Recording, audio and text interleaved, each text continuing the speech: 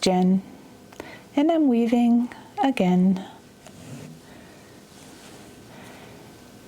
It's actually Monday, and I post my weaving videos on Wednesdays, but I thought I would give myself a fighting chance to get a little weaving done, since, like so many of the rest of you, I will be in my kitchen a lot this week. I am not hosting a big dinner. Typically, I don't host a big dinner. Thanksgiving is a small affair in our house. I do like to cook the full meal. I think one of my favorite things about Thanksgiving is the leftovers.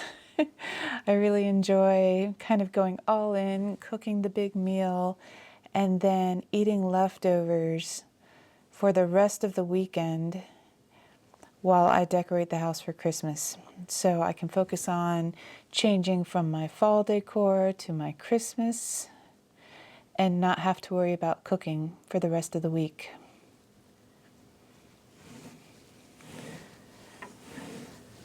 I have also started taking the turkey, once we have gotten all of the meat off the turkey, and putting it in the crock pot with some aromatics and some water, and just letting it go for a day in the crock pot to turn the leftover turkey, to turn the bones into bone broth.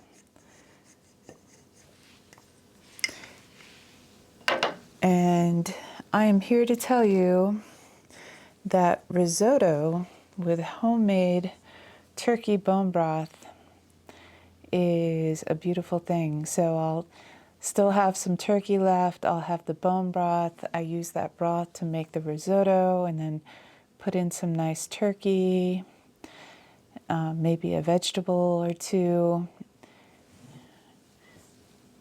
And it's such a wonderful way to enjoy leftovers from Thanksgiving.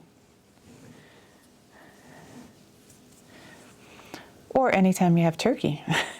So I know a lot of people don't celebrate Thanksgiving, but also a lot of people like to bake turkeys or roast turkeys around the December holidays, or any time you're wanting to serve a large group of people, a turkey comes in handy. So I highly recommend turning your turkey into bone broth.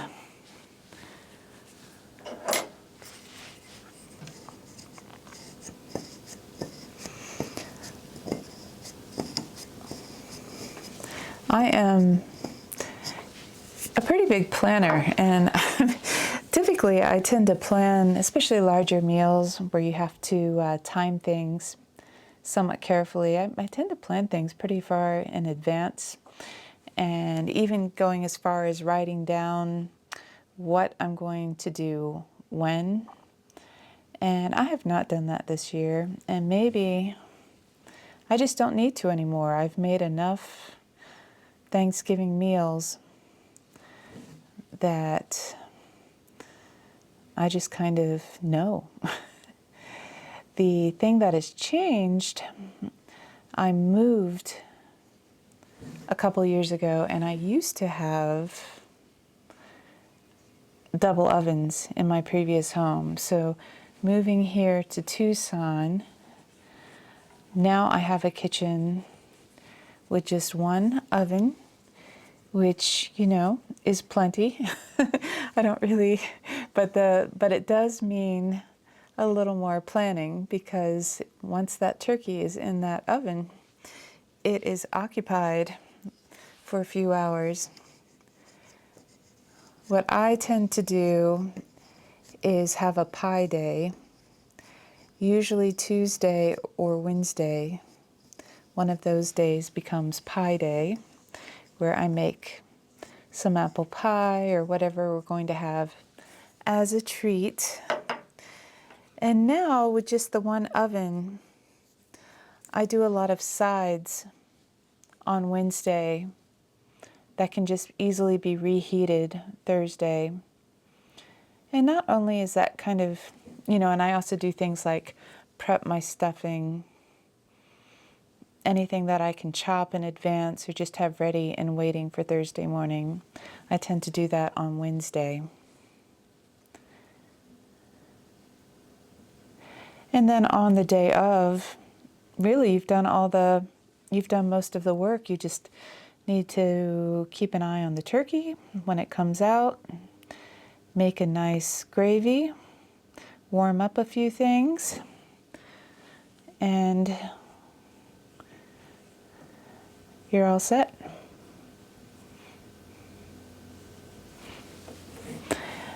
But as I'm sitting here talking about it, I'm realizing, today is Monday. So if I'm going to make pies, that's probably tomorrow. So I need to wrap my head around that. I did make my pie crust this morning.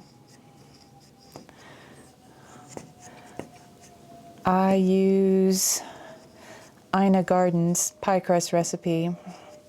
There's a jet flying by. But I've used her recipe for quite a long time now, when I don't get lazy and just buy a Marie Callender pie crust. But this year I am making my own pie crust.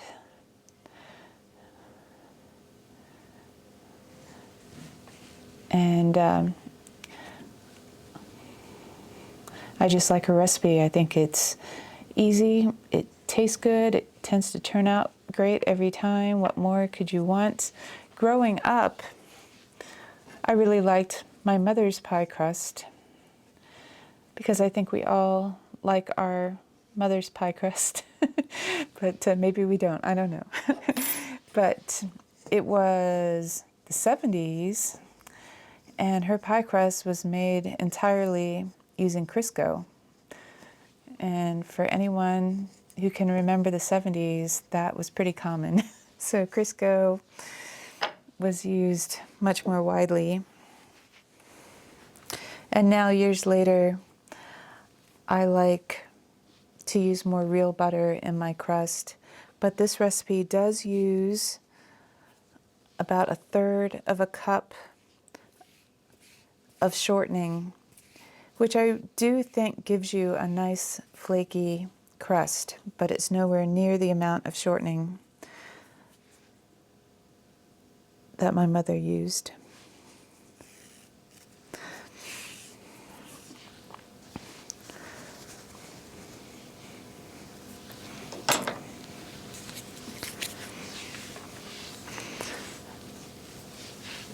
Okay, I don't want too long a piece, but at the same time, I don't want to have to keep cutting it. So I might turn this back over again too. I kind of like to work from both sides and meet in the middle. Let's see if we can. Probably going to need to switch to a taller chair, because I'm starting to feel kind of short sitting here as my work gets taller, but I think I'll be okay. I am a fairly tall human, so I think I'm okay. All right.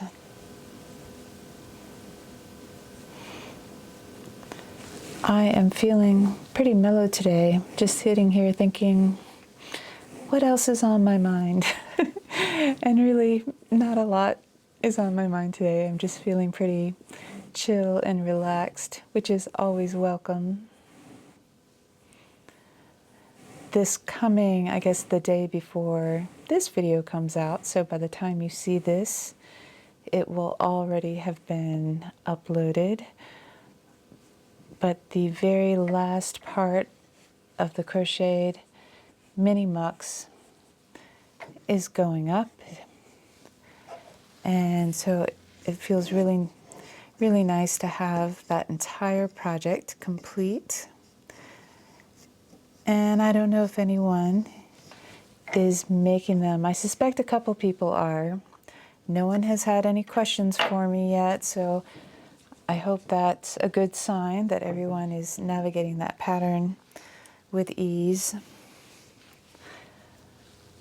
I put my mini mucks on this morning when I got out of bed because it's starting to get cold in the mornings here.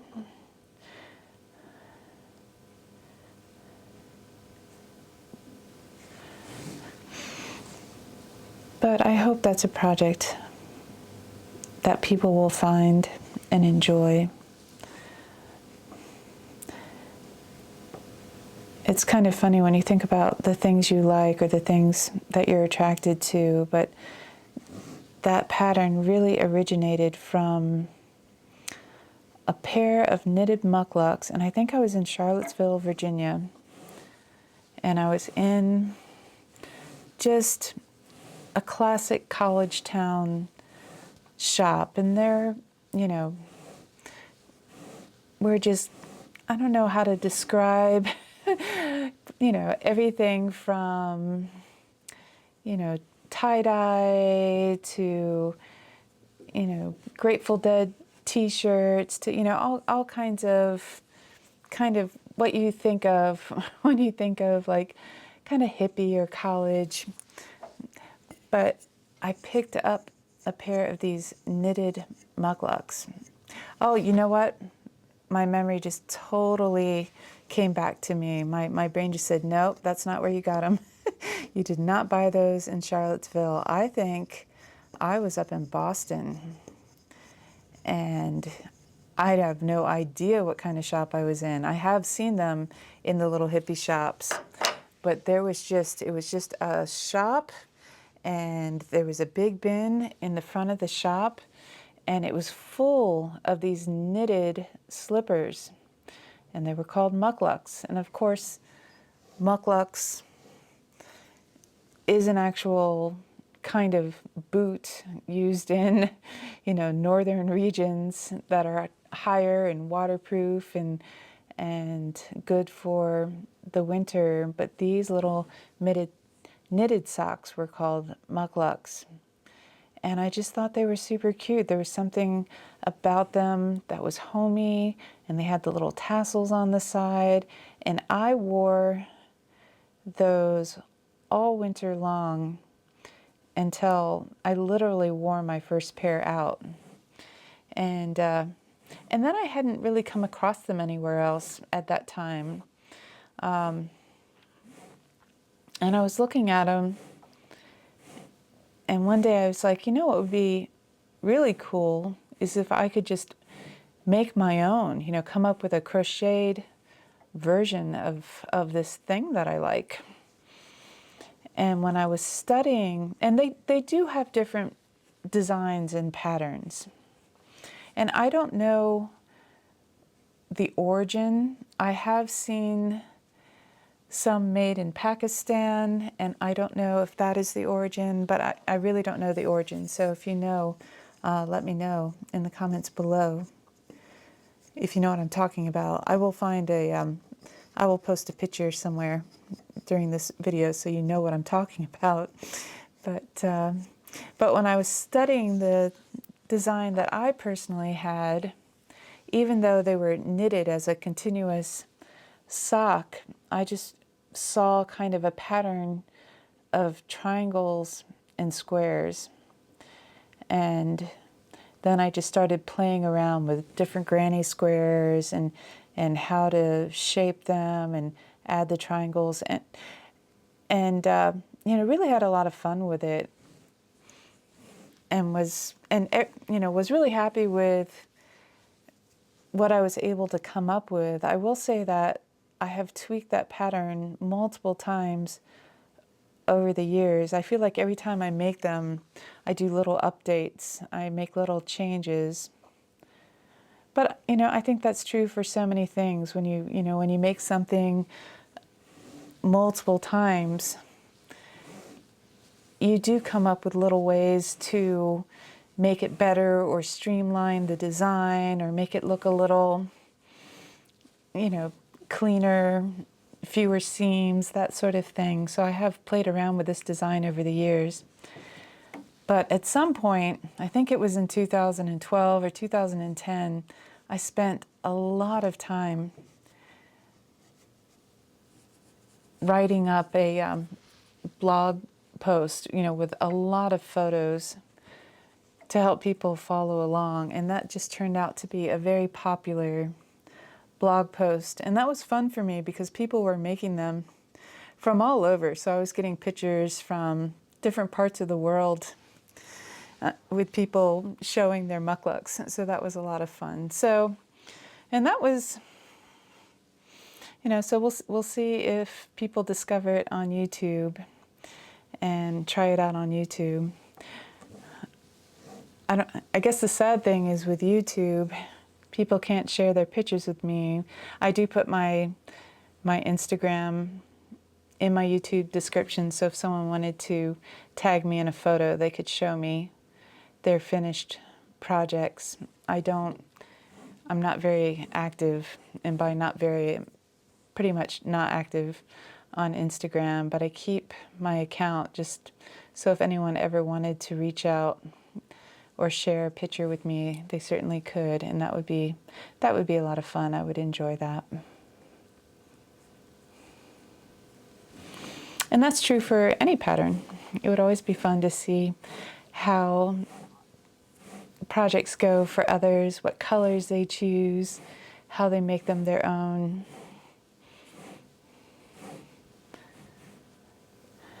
I don't really have anyone in my immediate circle of friends that does the things I do. So I have taught quite a few people to crochet, and sometimes when I'm together with friends, we'll work on a little project together, but I don't really know anyone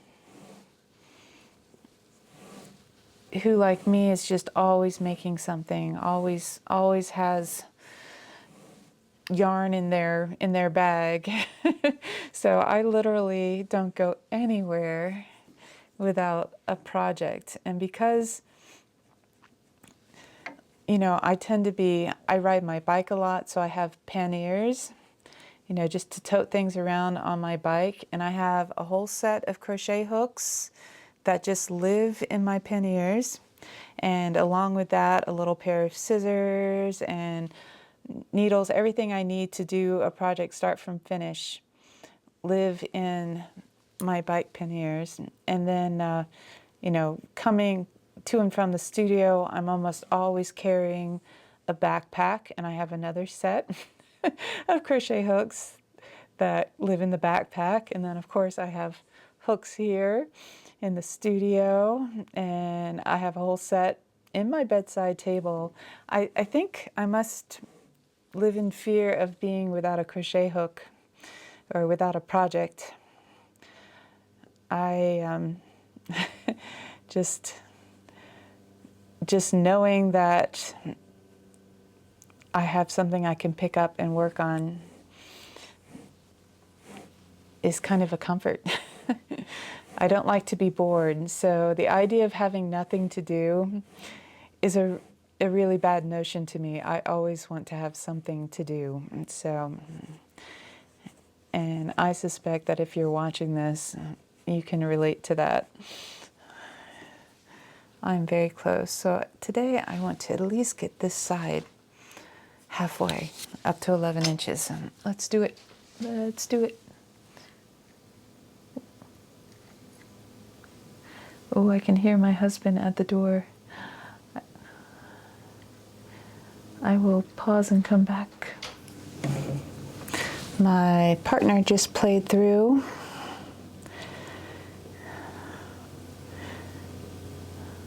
As partners do. He had gone to the grocery store and was delivering my requested items. He goes to the grocery store a lot, so I take full advantage.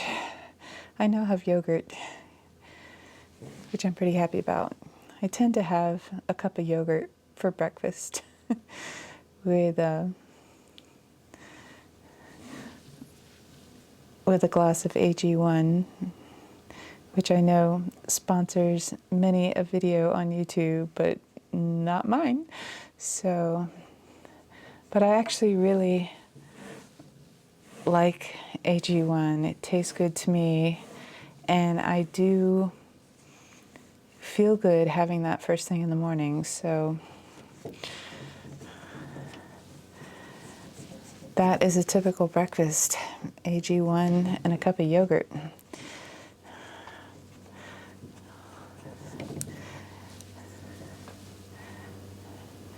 And then lunch is usually a salad. That was my other request. So he was going to Safeway, and our Safeway carries, it's marketed as a coleslaw mix, but it's just green cabbage that's sliced super thin. It's angel hair cabbage. And I love mixing it in with my leafy greens. That way I get my cruciferous veg. And I just like the texture of it.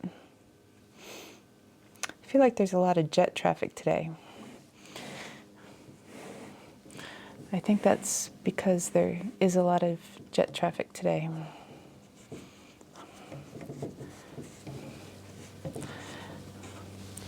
So yes, husband came through, delivered a couple of grocery items. We takes that. That is very nice.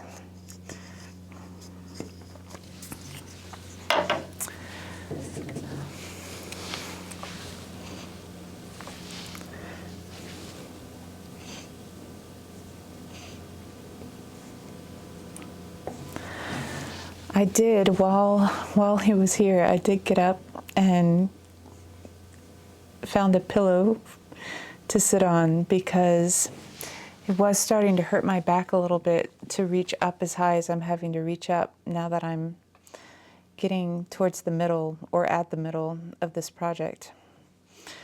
So the choice was either bring an office chair over that I could adjust the height on, or find a pillow. So I went with pillow. My house, I feel like there's lots of weird noises happening around me today. That's okay.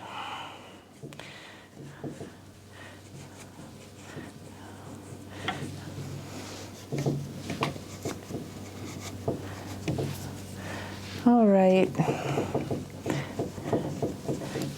That might be enough for today. I think that gets me halfway on this side. Actually, I don't have, whoops, I'm always doing that upside down. Yeah, I'm right at 11. I don't have a lot of yarn left on this, so maybe I'll do probably 3 more passes.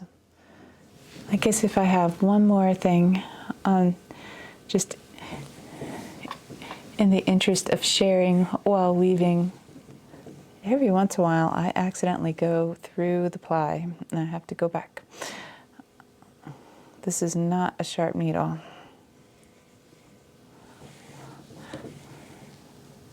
But sharp needle, see, sharp needle things are happening here. I have decided to try to learn,